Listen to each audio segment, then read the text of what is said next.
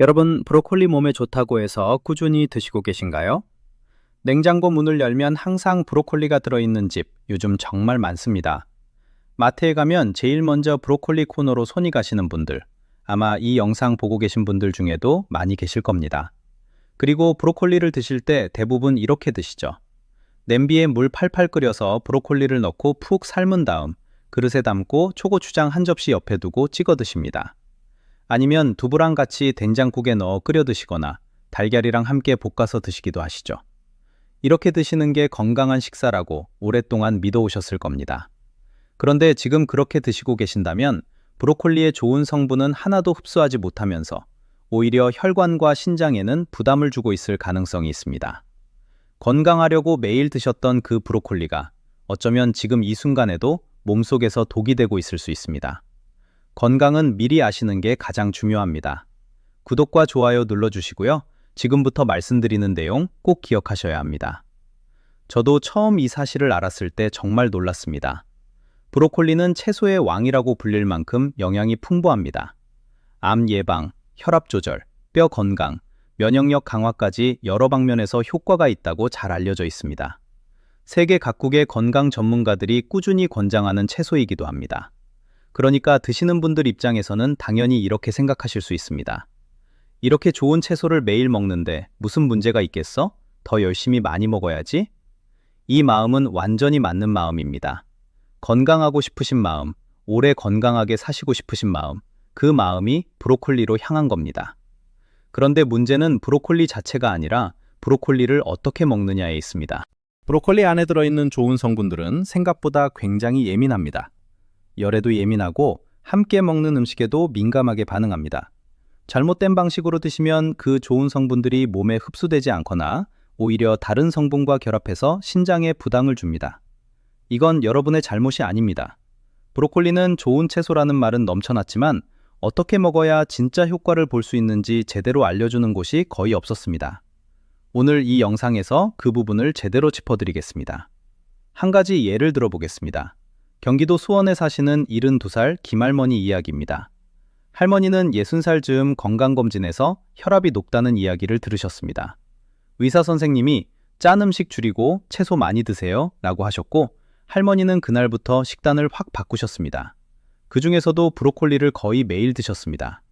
매일 아침 냄비에 물 올려서 브로콜리를 삶고 초고추장 접시를 옆에 두고 찍어 드셨습니다. 이게 혈압에 제일 좋다고 굳게 믿으셨습니다. 점심에는 두부찌개에 브로콜리를 넣어 드셨고 저녁에는 달걀 프라이를 반숙으로 해서 브로콜리 볶음 위에 올려 드셨습니다. 그렇게 10년을 드셨습니다. 할머니 스스로는 나는 채소 잘 먹는 사람이라는 자부심이 있으셨습니다. 주변에서도 건강하게 잘 드신다고 했습니다. 그런데 71살이 되던 해 겨울 갑자기 옆구리가 극심하게 아프기 시작했습니다. 처음에는 근육통이려니 하고 참으셨는데 며칠 뒤에는 소변 색깔이 빨갛게 변했습니다. 걱정이 된 할머니는 병원을 찾으셨고 검사 결과 신장에 결석이 여러 개 생겨 있었습니다. 신장 기능도 정상보다 많이 떨어진 상태였습니다. 담당 의사 선생님이 할머니의 식사 기록을 보시면서 이렇게 말씀하셨다고 합니다. 할머니, 브로콜리 매일 드셨군요. 그런데 이렇게 드시면 안 됩니다. 할머니는 그 말이 처음에는 믿어지지 않으셨다고 합니다. 평생 건강하려고 먹었는데 그게 어떻게 독이 됩니까? 하시면서 눈물을 글썽이셨다고 합니다. 이 이야기가 남의 일 같지 않으신 분들, 오늘 영상 끝까지 보시기 바랍니다. 오늘 영상에서는 브로콜리와 함께 먹으면 독이 되는 음식 3가지와 반대로 브로콜리의 효능을 살려주고 건강에 더 좋은 효과를 주는 음식 3가지를 정확하게 구분해서 설명드리겠습니다. 어떤 음식을 피해야 하는지, 그리고 어떤 음식과 함께 드셔야 진짜 효과를 볼 수 있는지 정리해드리겠습니다. 이 음식들 자체가 나쁜 것은 아닙니다. 초고추장도, 두부도, 달걀도 각자는 좋은 식품입니다. 문제는 브로콜리와 함께 먹을 때 생기는 특별한 화학 반응에 있습니다. 문제는 무엇을 먹느냐가 아니라 어떻게, 무엇과 함께 먹느냐입니다. 바로 이 점을 오늘 자세히 말씀드리겠습니다. 본론으로 들어가기 전에 브로콜리 안에 어떤 성분들이 있는지 간단히 알고 계셔야 합니다. 이걸 알아야 왜 특정 음식과 함께 먹으면 안 되는지, 왜 특정 음식과 함께 먹으면 효과가 좋아지는지 이해하실 수 있습니다. 브로콜리에는 크게 4가지 핵심 성분이 들어 있습니다. 첫째는 설포라판입니다. 이 성분이 브로콜리를 채소의 왕으로 불리게 만든 가장 중요한 성분입니다. 세포가 암으로 변하는 것을 막아주고 혈관 내벽의 염증을 줄여주며 노화된 세포를 청소하는 역할을 합니다. 그런데 이 설포라판은 열에 아주 약합니다. 끓는 물에 3분 이상 삶으면 절반 이상이 파괴되고 5분이 넘으면 거의 사라집니다. 둘째는 옥살산입니다. 이 성분은 식물이 스스로를 보호하기 위해 만드는 성분입니다. 브로콜리에도 일정량의 옥살산이 들어있습니다. 소량은 문제가 없지만 옥살산이 칼슘과 만나면 몸에서 흡수되지 않는 결합체를 만들고 이것이 신장을 통과할 때 결석의 씨앗이 될 수 있습니다. 셋째는 지용성 비타민인 비타민 K입니다. 이 비타민은 기름과 함께 먹어야 장에서 제대로 흡수됩니다. 기름 없이 그냥 삶아서 드시면 장을 통과해서 그대로 배출되어 버립니다. 넷째는 비오틴입니다. 세포의 에너지 생산과 혈당 조절에 중요한 역할을 하는 이 성분은 생달걀 흰자 안에 있는 특정 단백질과 결합하면 흡수가 막혀버립니다. 이 네 가지를 머리에 넣어두시고 지금부터 독이 되는 음식 3가지를 말씀드리겠습니다. 첫 번째는 초고추장입니다. 브로콜리를 데쳐서 초고추장에 찍어 드시는 분들이 정말 많습니다. 냉채처럼 보기에도 깔끔하고 맛도 좋고 무언가 건강한 음식을 먹는다는 느낌이 드십니다. 오랫동안 이렇게 드셔오신 분도 많으실 겁니다. 그런데 이 조합에는 생각보다 심각한 문제가 여러 겹으로 겹쳐 있습니다. 하나씩 말씀드리겠습니다. 우선 나트륨 문제입니다. 초고추장 한 큰 숟가락에 들어있는 나트륨은 약 500mg입니다. 많이 드시는 분들은 2숟가락, 3숟가락 찍어 드시기도 하죠. 세계보건기구에서 권장하는 하루 나트륨 섭취량은 2000mg입니다. 초고추장 4숟가락이면 하루 권장량을 이미 다 채우는 셈입니다. 거기에 국이나 다른 반찬에서 나오는 나트륨까지 합치면 하루에 먹어야 할 양의 2배, 3배를 먹는 날도 생깁니다. 나트륨이 많으면 왜 문제일까요? 나트륨이 혈관 속에 많아지면 혈관벽이 팽창합니다. 혈압이 올라가고 심장이 더 강하게 뛰어야 혈액을 내보낼 수 있게 됩니다. 그 압력이 신장에도 고스란히 전달됩니다. 신장 속에는 아주 작은 혈관들이 촘촘하게 들어있는데 높은 혈압이 반복되면 이 작은 혈관들이 조금씩 손상됩니다. 이 과정이 수년간 반복되면 신장 기능이 떨어집니다. 두 번째 문제는 브로콜리의 칼륨이 초고추장의 나트륨을 처리하느라 소진된다는 점입니다. 원래 브로콜리에 들어있는 칼륨은 혈압을 낮추는 역할을 합니다. 나트륨을 몸 밖으로 내보내는 기능을 하죠. 혈압이 높으신 분들에게 브로콜리가 좋다고 하는 이유 중 하나가 바로 이 칼륨 때문입니다. 그런데 초고추장에 나트륨이 과도하게 들어오면 브로콜리의 칼륨이 그 나트륨을 처리하는 데 모두 사용됩니다. 혈압을 낮출 여력이 없어지는 겁니다. 브로콜리를 먹어서 혈압에 도움을 받으려 했는데 초고추장이 그 효과를 완전히 상쇄시켜버립니다. 세 번째 문제는 비타민C 파괴입니다. 초고추장에 들어있는 식초와 설탕 성분은 브로콜리의 비타민C를 빠르게 분해합니다. 브로콜리를 찍는 순간부터 비타민C가 줄어들기 시작합니다. 천천히 찍어 드시면 드실수록 비타민C는 더 많이 사라집니다. 특히 혈압이 높으신 분, 신장이 약하신 분, 다리가 자주 붓는 분은 이 조합을 절대 반복하시면 안 됩니다. 브로콜리를 드실 때는 초고추장 대신 들기름이나 참기름을 살짝 뿌리시거나 레몬즙 몇 방울을 뿌려서 드시면 맛도 살고 영양도 지킬 수 있습니다. 두 번째는 두부입니다. 두부는 정말 좋은 식품입니다. 단백질이 풍부하고 소화가 잘 되며 지방이 적고 칼슘도 많아서 어르신들에게 권장하는 식품 중 하나입니다.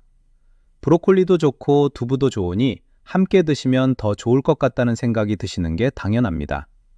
된장국에 두부와 브로콜리를 함께 넣거나 두부 부침에 브로콜리를 곁들이시는 분들이 많습니다.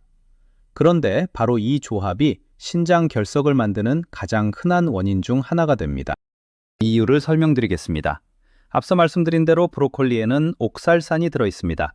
이 옥살산이 두부에 들어있는 칼슘과 만나면 화학 반응이 일어납니다.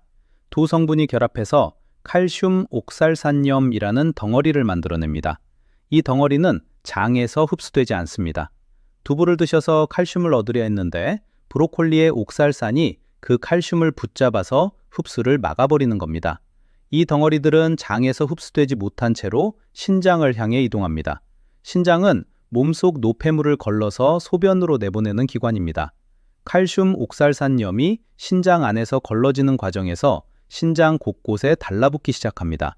처음에는 아주 작은 모래알만 합니다. 증상도 없습니다. 이래서 무서운 겁니다. 아프지 않으니 계속 같은 식사를 반복하게 됩니다. 그렇게 수개월, 수년이 지나면서 결석이 조금씩 커집니다. 그러다가 결석이 일정 크기 이상이 되면 소변이 지나는 통로를 막기 시작합니다. 이때 극심한 옆구리 통증이 생깁니다. 칼로 찌르는 것 같다고 표현하시는 분들도 계십니다.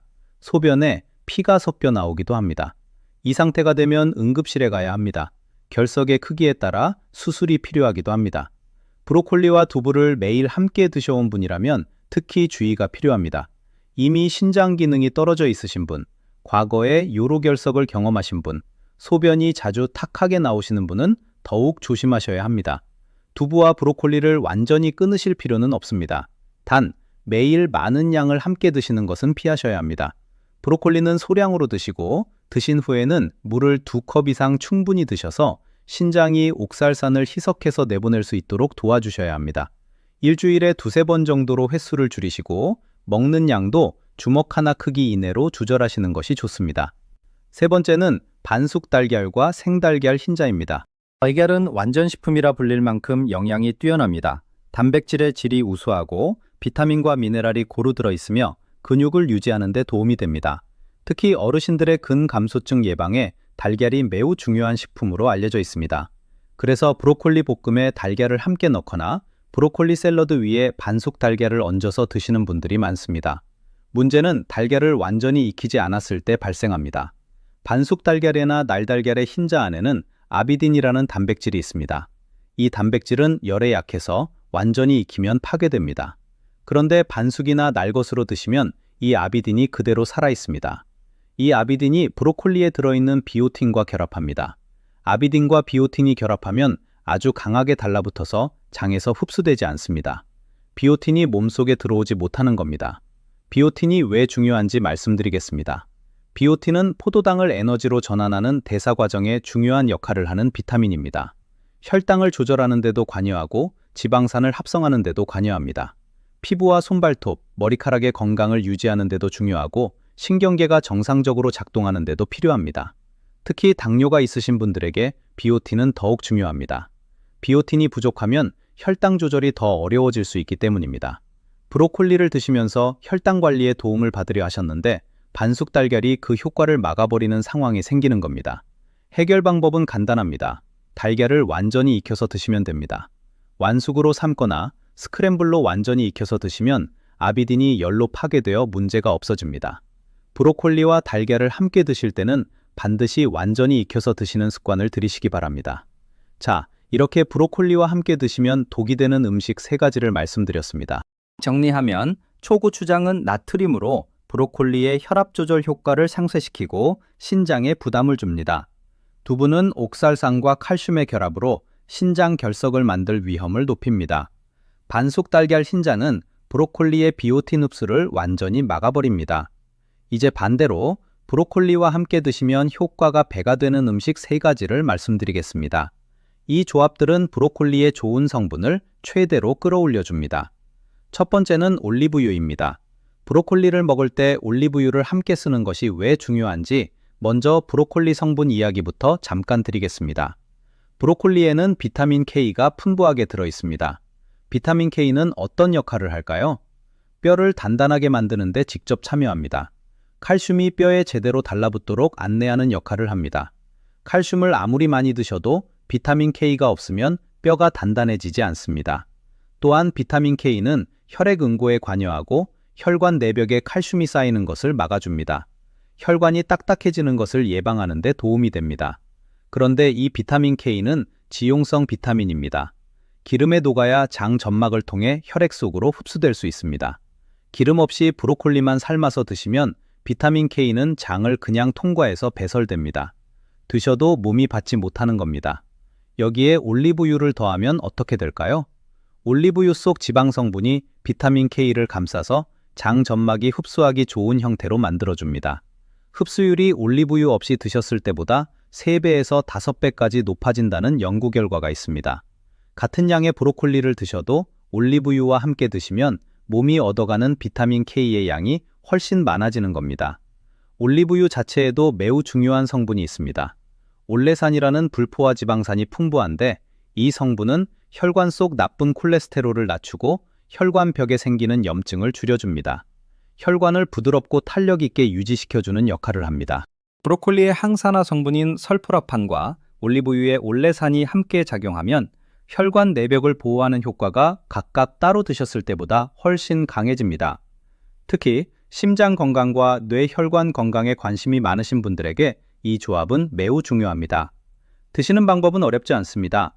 브로콜리를 쪄서 그릇에 담고 올리브유를 한 큰 숟가락 뿌려주시면 됩니다. 간이 필요하시면 소금 대신 레몬즙을 두세 방울 뿌려주세요. 레몬즙은 비타민C를 보충해주고 올리브유의 지방 흡수를 더 좋게 만드는 역할도 합니다. 볶음 요리를 하실 때는 올리브유를 팬에 두르고 브로콜리를 중간 불에서 2분에서 3분 정도 살짝 볶아 드시면 맛도 좋고 영양도 풍부합니다. 주의하실 점이 하나 있습니다. 올리브유도 기름이기 때문에 칼로리가 높습니다. 하루에 2큰 숟가락 이내로 드시는 것이 좋습니다. 체중 관리가 필요하신 분, 혈중 중성지방이 높으신 분은 한 큰 숟가락으로 조절하시기 바랍니다. 두 번째는 마늘입니다. 마늘은 우리나라 음식에서 빠지지 않는 재료입니다. 거의 모든 볶음 요리, 찌개, 나물에 들어가다 보니 마늘이 이렇게 특별한 역할을 하는지 모르고 지나치기 쉽습니다. 그냥 맛을 내는 양념 정도로 생각하시는 분들도 많으십니다. 그런데 마늘은 브로콜리와 함께 드셨을 때 놀라운 시너지를 냅니다. 마늘에는 알리신이라는 성분이 들어있습니다. 마늘을 자르거나 다지면 마늘 세포 안에 있던 알리인이라는 성분이 공기와 만나면서 알리신으로 바뀝니다.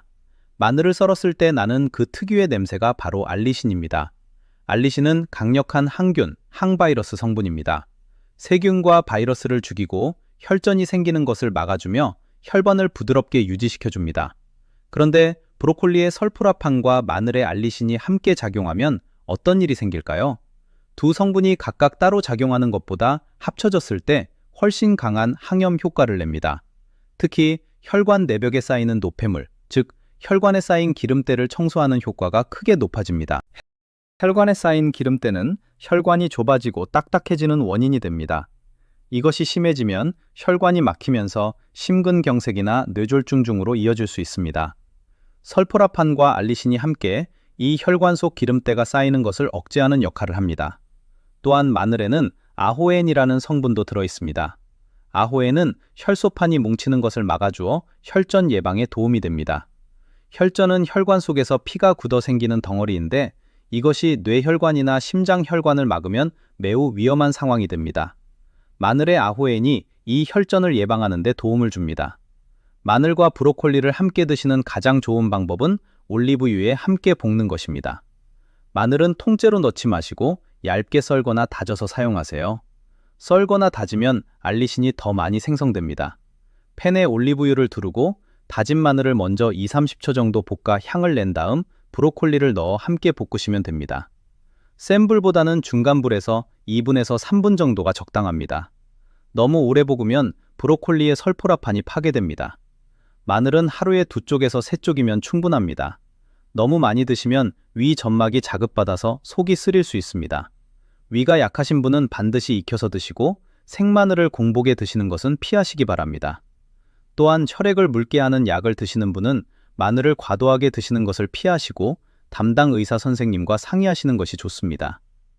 세 번째는 당근입니다.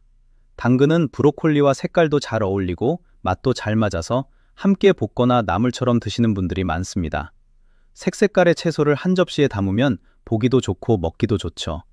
그런데 이 두 채소가 단순히 맛과 모양이 어울리는 것에 그치지 않고 실제로 몸속에서 매우 중요한 상호작용을 합니다. 당근에는 베타카로틴이 대단히 풍부합니다. 당근에 들어있는 그 선명한 주황빛이 바로 베타카로틴의 색깔입니다. 베타카로틴은 몸속에 들어오면 비타민 A로 전환됩니다. 비타민 A는 눈 건강에 꼭 필요합니다. 어두운 곳에서 사물을 볼 수 있게 해주고 망막의 시세포를 유지하는 역할을 합니다. 나이가 들면서 눈이 침침해지거나 야간 시력이 떨어지시는 분들에게 비타민 A가 매우 중요합니다. 비타민 A는 또한 피부와 장 점막을 건강하게 유지하는 역할도 합니다. 피부가 건조해지거나 장 점막이 약해지면 외부 세균이나 바이러스가 쉽게 침투할 수 있는데 비타민 A가 이 방어막을 튼튼하게 유지해 줍니다. 브로콜리에도 베타카로틴이 일정량 들어 있습니다. 당근과 브로콜리를 함께 드시면 두 채소에서 동시에 베타카로틴을 얻게 됩니다. 그런데 단순히 합산되는 것에 그치지 않습니다. 두 채소에 들어있는 서로 다른 항산화 성분들이 함께 작용하면서 항산화 효과가 배로 높아집니다. 항산화 효과에 대해 좀 더 쉽게 말씀드리겠습니다. 우리 몸속에서는 매 순간 산화 반응이 일어납니다. 쉽게 말해 몸속에서 쇠가 녹쓰는 것과 비슷한 현상이 일어납니다. 이때 생기는 것이 활성산소입니다.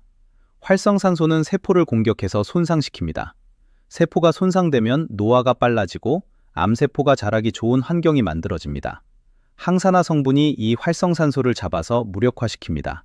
당근과 브로콜리를 함께 드시면 이 항산화 작용이 더 강하게, 더 광범위하게 일어납니다. 그뿐만이 아닙니다. 당근에는 식이섬유가 풍부합니다. 브로콜리에도 식이섬유가 많습니다. 이 두 가지를 함께 드시면 식이섬유 총량이 늘어나면서 장에서 콜레스테롤이 흡수되는 것을 효과적으로 막아줍니다. 음식으로 들어온 콜레스테롤이 식이섬유에 달라붙어서 흡수되지 않고 배설됩니다. 혈중 콜레스테롤 수치를 관리하시는 분들에게 도움이 됩니다. 당근과 브로콜리를 함께 드실 때 중요한 점이 있습니다. 반드시 기름을 살짝 사용해서 요리하셔야 합니다. 베타카로틴도 지용성입니다. 기름 없이 날것으로 드시거나 그냥 삶아서 드시면 베타카로틴이 거의 흡수되지 않습니다. 올리브유에 당근과 브로콜리를 함께 볶아서 드시면 베타카로틴 흡수율이 날것으로 드셨을 때보다 무려 6배 이상 높아집니다. 볶으실 때는 당근을 먼저 넣어 30초 정도 볶다가 브로콜리를 나중에 넣으세요. 당근은 단단해서 익는 데 시간이 더 걸리고 브로콜리는 오래 볶으면 설포라판이 파괴되기 때문에 나중에 넣어서 짧게 볶는 것이 중요합니다. 다진 마늘도 함께 넣으시면 앞서 말씀드린 시너지 효과까지 더할 수 있습니다. 지금까지 말씀드린 내용을 하나로 정리해 드리겠습니다. 내일부터 바로 실천하실 수 있도록 구체적으로 말씀드리겠습니다. 브로콜리는 하루에 주먹 1개 정도 양이 적당하며 작은 송이로 보면 약 15개 정도입니다. 브로콜리가 좋다고 해서 한 번에 반 포기씩 많이 드시는 분들이 계신데 과도한 옥살사는 신장에 부담이 됩니다. 적당한 양을 매일 꾸준히 드시는 것이 훨씬 좋습니다. 조리 방법은 끓는 물에 오래 삶지 마시고 찜기에 쪄서 드시거나 올리브유에 살짝 볶아서 드시는 것이 가장 좋습니다. 어쩔 수 없이 데치실 때는 팔팔 끓는 물에 1분에서 1분 30초만 살짝 데치고 바로 찬물에 헹궈서 드시면 영양소 손실을 최소화할 수 있습니다. 초록빛이 선명하고 살짝 아삭한 식감이 남아있는 정도가 딱 좋습니다. 드시는 시간은 점심이나 저녁 식사 때가 좋습니다. 아침 공복에 브로콜리만 단독으로 드시면 위가 약하신 분은 속이 불편해지실 수 있습니다. 반드시 다른 음식과 함께 드시는 것을 권장합니다.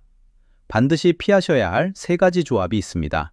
초고추장과 함께 드시는 것, 두부와 매일 함께 드시는 것, 반숙이나 날달걀 흰자와 함께 드시는 것입니다. 이 3가지는 브로콜리의 좋은 성분을 막거나 신장에 부담을 주는 조합입니다. 적극적으로 함께 드셔야 할 3가지 조합이 있습니다. 올리브유를 살짝 뿌리거나 볶을 때 사용하는 것, 다진 마늘을 함께 볶는 것, 당근을 함께 볶는 것입니다. 이 3가지 조합은 브로콜리의 영양 흡수율을 높이고 항산화, 혈관 보호 효과를 배로 만들어줍니다. 물 섭취량도 중요합니다. 브로콜리를 매일 드신다면 하루에 물을 6컵에서 8컵, 즉 1200ml에서 1600ml 정도는 드셔야 합니다. 물이 충분해야 신장이 옥살산을 희석해서 소변으로 내보낼 수 있습니다. 물 드시는 것을 자꾸 잊으시는 분들은 브로콜리를 드신 직후에 물 1컵을 드시는 습관을 만들어 보세요. 특별히 주의가 필요한 분들이 계십니다. 혈압이 높으신 분은 초고추장 같은 짠 양념을 반드시 피하셔야 합니다. 신장 기능이 떨어져 계신 분은 하루 브로콜리 섭취량을 5송이에서 7송이 이내로 줄이시고 담당 의사 선생님과 상의하신 후 드시기 바랍니다. 혈액을 묽게 하는 와파린 같은 약을 드시는 분은 비타민 K가 많은 브로콜리를 갑자기 많이 드시면 약 효과가 줄어들 수 있습니다. 이런 분들도 담당 의사 선생님과 먼저 상의하시기 바랍니다. 마지막으로 브로콜리를 보관하실 때는 씻지 않은 상태로 비닐봉지에 담아 냉장 보관하시면 일주일 정도는 신선하게 유지됩니다. 드시기 전에 씻으실 때는 흐르는 물에 30초 이상 꼼꼼히 씻어서 농약을 제거하시고 송이 사이사이까지 씻어주시는 것이 중요합니다. 오늘 영상에서 말씀드린 내용을 한 번 더 정리해드리겠습니다.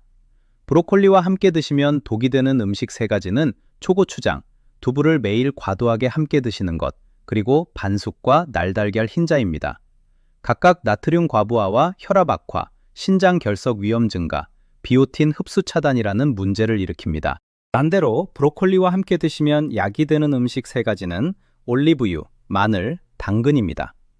이 3가지는 브로콜리의 지용성 비타민 흡수율을 높이고 항산화 효과를 배가시키며 혈관 보호와 혈전 예방에 강력한 시너지를 냅니다. 브로콜리 자체는 분명 훌륭한 채소입니다. 문제는 어떻게 먹느냐에 있습니다. 오늘 알려드린 내용 하나만 바꾸셔도 지금까지와는 전혀 다른 건강 효과를 느끼실 수 있습니다. 초고추장 대신 올리브유 1큰숟가락, 오래 삶는 것 대신 살짝 찌거나 볶는 것, 다진 마늘과 당근을 함께 넣는 것. 이 작은 변화들이 매일 쌓이면 혈관이 달라지고 신장이 달라집니다. 지금까지는 몰라서 그랬습니다. 이제는 알고 선택하시면 됩니다. 오늘 내용 들으시고 나도 조심해야겠구나 이렇게 느끼셨다면 댓글에 실천하겠습니다 남겨주십시오. 이 정보가 필요할 것 같은 가족에게도 공유해 주십시오. 건강은 알고 있는 사람이 지킬 수 있습니다. 여러분의 작은 실천이 변화를 만듭니다.